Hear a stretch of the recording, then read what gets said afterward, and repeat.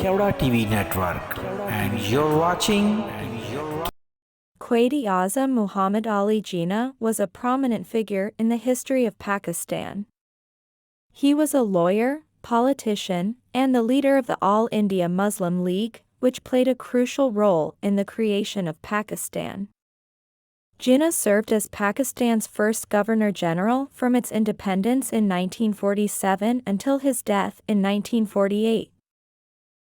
Muhammad Ali Jinnah is often referred to as the father of the nation in Pakistan, and he is revered for his unwavering efforts to secure the rights and interests of Muslims in British India.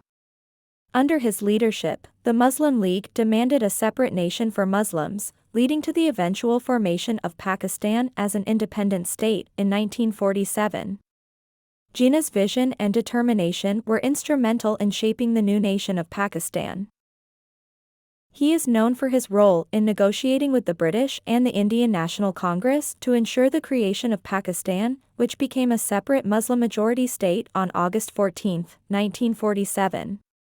Jinnah's leadership and statesmanship continue to be celebrated in Pakistan as he laid the foundation for the country's governance and institutions.